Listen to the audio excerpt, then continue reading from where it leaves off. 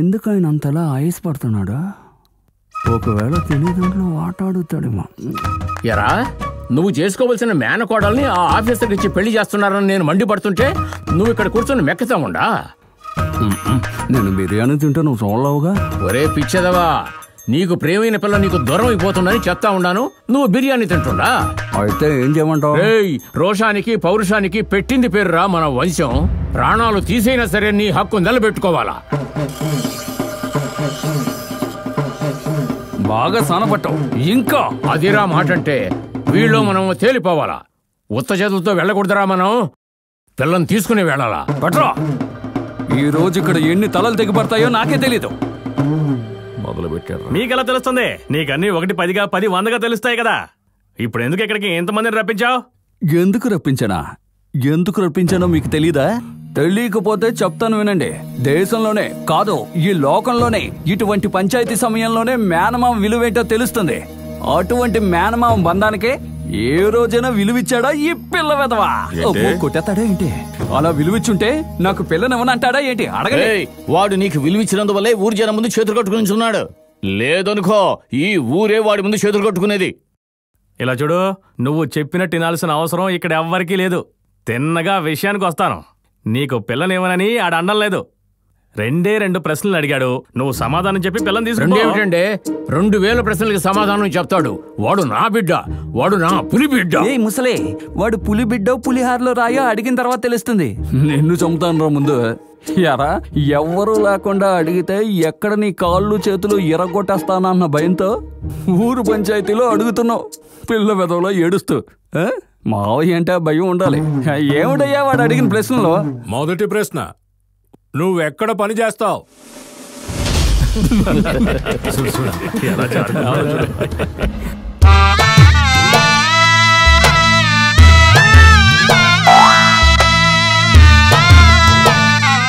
రెండో ప్రశ్న, పెళ్ళాన్ని ఎలా పోషిస్తావు?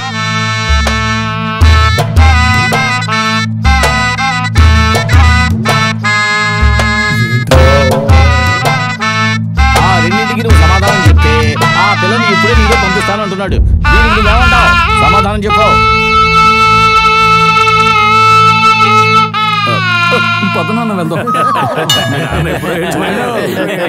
మొదటి ప్రశ్న అడగగానే మీ నాన్న ఇక్కడ లేడు, పారిపోయాడు. పిల్ల ఎదవా, ఎంత ధైర్యం ఉంటే అంతమంది ముందు బలి పశువులా నిలబెట్టి అంత తెలివిగా అంత సున్నితంగా ఎంతో కష్టమైన ప్రశ్నలు అడిగి మన ఇద్దరి నోళ్లు కట్టేస్తాడు. ఒరేయ్, మీ అమ్మ కూడా మనల్ని ఎదిరించి మాట్లాడలేదురా. వీడెంత చూడు, పెళ్లికి మేనమామ బంధం గాడిద గుడ్డు అంటూ నీకు పట్టుబట్టలు తీసుకొస్తాడు. పట్టుబట్టలు చూసి వెళ్ళకో. ఒరేయ్, పరువు మర్యాదలే పట్టుబట్టలు మనకే, అది గుర్తుంచుకో. సిగ్గులేని వెదవా. అరే ఏయ్, తమాషాలు చేయకండి అయ్యా. రోషన్ తెచ్చుకోవడానికి ఓ పద్ధతి లేదా? నుంచుని పోతు చూసావా? అందులోనూ మీ తాతని చూసావా? తాతయ్య, ఇప్పుడు ఎందుకు మీరిద్దరు అలా అలిగారు? తలా 5 రూపాయలని చెప్పు, ఆటోమేటిక్ గా తిరుగుతారు. మావయ్య, మా అమ్మ తమ్ముడివి నువ్వు. పార్వతి మీద నీకు లేని హక్కు ఇంకెవ్వరికీ లేదు. నాకు కూడా లేదు. నువ్వే రోజైనా ఇంతవరకు ఒక్క పనికైనా వెళ్ళావా? నువ్వు బుద్ధిగా ఏదైనా పని చేస్తూ ఉంటే నేను పార్వతి కోసం బయట సంబంధాలు ఎందుకు చూస్తాను? నీకు తెలుసు పార్వతి మీద నాకెంత ప్రేమ ఉందో. దాని కంట్లో నుంచి ఒక్క చుక్క నీరొస్తే ఎవరినైనా కొడతాను. నిన్ను పెళ్లి చేసుకుని తను కష్టపడిందనుకో, నిన్ను కూడా కొట్టాల్సి వస్తుంది. కొడతావా? చూసావు నాన్న, మన ఇంటికి వచ్చి నన్నే కొడతానంటున్నాడు. నిన్ను కొట్టానంటే మా అమ్మని కొట్టినట్టే. మాకున్నది మీరిద్దరే కదా మావయ్య. పంచెంత ఖరీదు? రేపు దానికి నేను లేకపోయినా పెళ్లి జరుగుతుంది. కానీ మేనమావ నువ్వు లేకుండా ఏది 6,000 రూపాయలు. తల్లి, వెళ్ళి మావయ్య ఆశీర్వాదం తీసుకో. నన్ను ఆశీర్వదించు మావయ్య. ఏరా, నీకు గౌరవం ఇచ్చి 6,000 పెట్టి పట్టుబట్టలు తెచ్చి ఆశీర్వదించమంటే నువ్వేంటి అటు తిరిగి నుంచున్నావు? నుంచున్నానా? కోపంతో మండిపడుతున్నాను. ఏయ్, నీ కోపాన్ని మూలన పెట్టి ముందు నీ మేనకోడలికి 4 మంచి మాటలు చెప్పి ఆశీర్వదించవయ్యా. ఏయ్, చెప్తున్నానా? నువ్వు చల్లగా ఉండమ్మా, పైకి లేండి.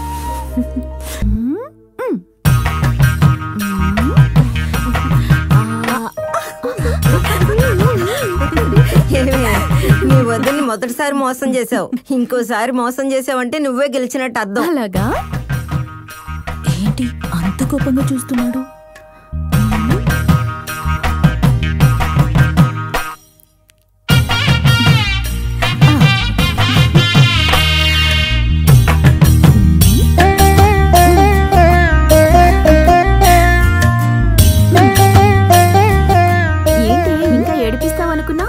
ఏడిపిస్తే నేను ఏడవాలేమోనని భయం వేసింది.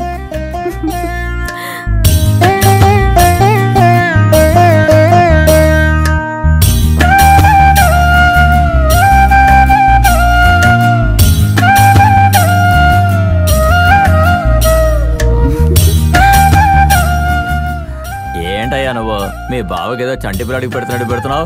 అరటి పండు పెట్టినట్టే పెట్టి మోసం చేస్తారు కదా ఈ ఆచారానికి అందం. బాబాయ్ ఇప్పుడే కాదు, ఎప్పుడూ నా బావని నేను మోసం చేయను. ఈ రోజు వచ్చిన బావని మోసం చేయడట, ఎత్తుకుని పెంచిన మేనమావి నిన్ను మోసం చేస్తాడట. ఎంత దారుణం రాదే. ఇలా చూడు, మా ఇంట్లో నన్ను ఏ విధంగా అవమానిస్తున్నారో అదే విధంగా మీ ఇంట్లో నిన్ను అవమానిస్తున్నారు. ఈ విషయంలో మన ఇద్దరం గనక ఒకటయ్యామనుకో. అయితే పెద్ద రాజునాల సత్యనారాయణలో అయిపోదామా? నువ్వు నేనే కాదు, మా అల్లుణ్ణి ఎంతమంది కలిసినా ఏమీ చేయలేరు. ఏమయ్యా, ఎన్ని ఈగలు కలిసినా ఇనుమును కొరగలవా? అవును, నువ్వు ఎప్పుడు ఎందుకు నా అల్లున్నే తప్పుపడతావు? వాడి మీద అంత కోపం ఎందుకు నీకు? వాడికి నాకు ఒక లెక్క బాకీ ఉంది, తీర్చుకోవాలిగా.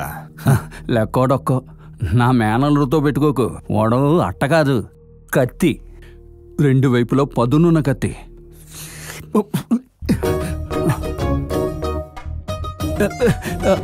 చెప్పల్లుడు. ఎక్కడున్నావు మావయ్య? మనిషివి పత్తాలేవు. గుడికొచ్చాను అల్లుడు. రామావయ్య, అన్ని నువ్వే రెడీ చేయాలి. ఇదిగో వచ్చేస్తున్నాను.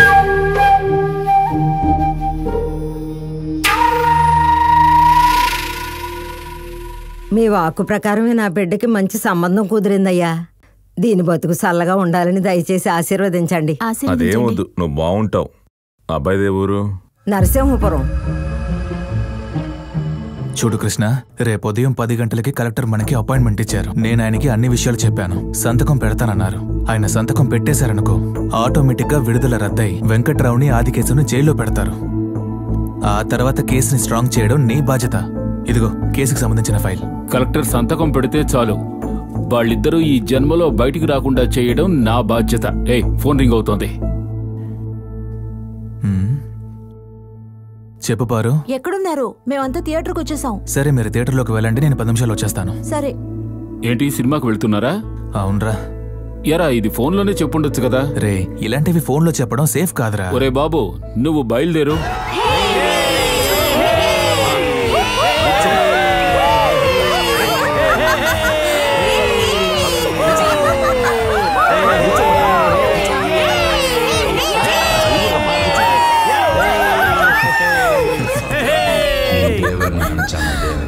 नाडार नचा नाड़ा, दलित नचा दलित, 1 year नचा 1 year, गौंडर नचा गौंडर, अय्यर नचा अय्यर. नी एंत साधी नडिकिरेवो अंत साधी नडिकिरेवो साधी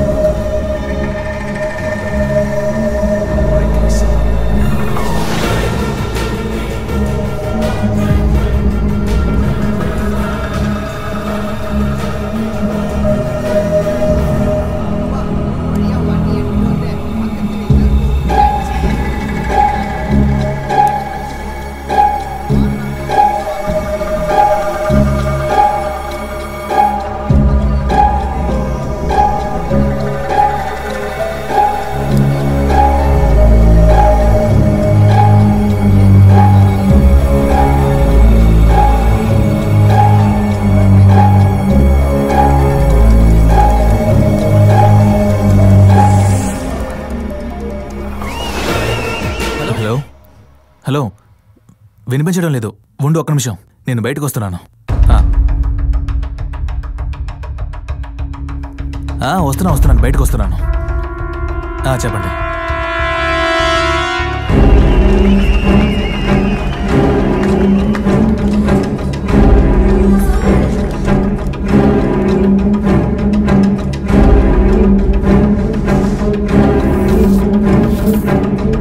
నేను చూసుకుంటాను, అదేం ప్రాబ్లం కాదు, నాకు తెలుసు. బావా, ఏంటి ఇక్కడి నుంచున్నారు? అది కాదు బావా, ఊరికే రండి లోపలికి వెళ్దాం.